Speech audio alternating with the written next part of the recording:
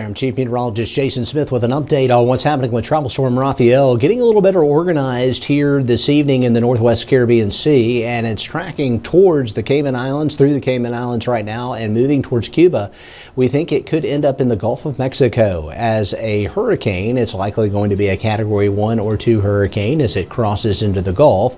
And then after that, it should get weaker when it gets into the northern Gulf for a number of reasons. We want to take a look at some of those variables. First of all, I'll pull up our computer system here, and there we go. We'll just go ahead and bring it up full. How about that? All right, 70-mile-per-hour tropical storm right now, Rafael. We'll start out with the loop on it here so you can kind of see what's going on with the mechanics of it.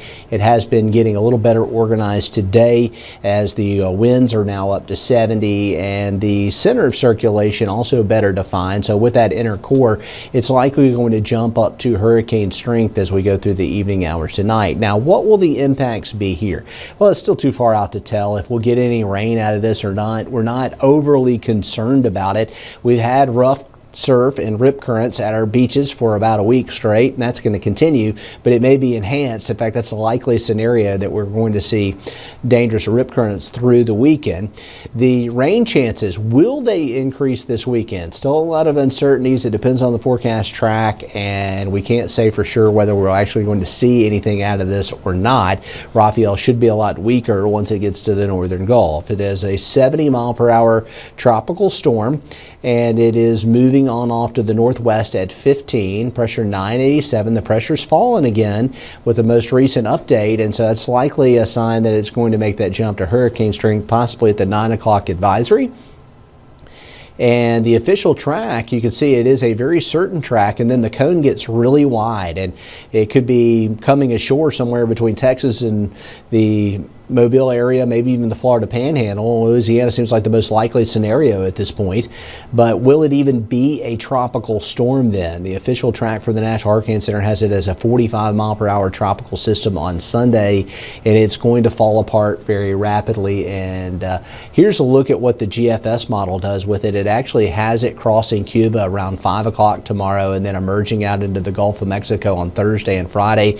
The ridge builds in a little stronger. That'll force it westerly. Still could be a hurricane on Friday, but it's going to be weakening quickly, and once it gets a little further to the north, we expect it to begin to lose its steam. We'll possibly see some rain here. It is showing up on the Futurecast with this version of it, the GFS, that we might get some enhanced showers and some tropical rain bands in our area on Sunday, but it will be a fast demise to this thing. And look at the models. All right, through Friday morning, as that ridge begins to build in, the strength of the ridge, the strength of the system, a lot of variables, and after Friday, they all start going different directions. Some bring it to the Panhandle, some Mobile, some Mississippi, some Louisiana, others towards Texas. It's way too far out to know for sure what will happen. A more westerly course would actually be to an advantage for us because it may rip the thing apart altogether. There's a lot of shear in the northwest Gulf, and it's a very hostile environment. That rips the tops off the clouds. It'll be driving dry air that you see on the water vapor loop over the Gulf and into Texas, into the core of the system, likely causing it to weaken. The water temperatures are somewhat favorable for some intensification. Once it gets to the middle of the Gulf, though, that starts to fall off. You can see that buoy 42,001 in the center of your screen at 81 degrees. 80 degrees is enough to sustain a tropical system. 82 can really promote a tropical system, and then the water temperatures fall off into the upper 70s. Not nearly the oceanic heat content in the northern Gulf that we had in August and September. Also, wind shear.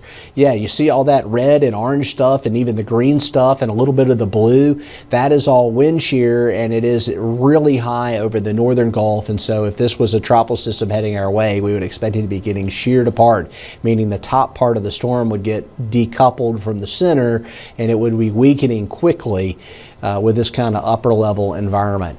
Here's your extended forecast. We have not really put in any major impacts from Rafael here on the 7-day. It is a wait and see thing.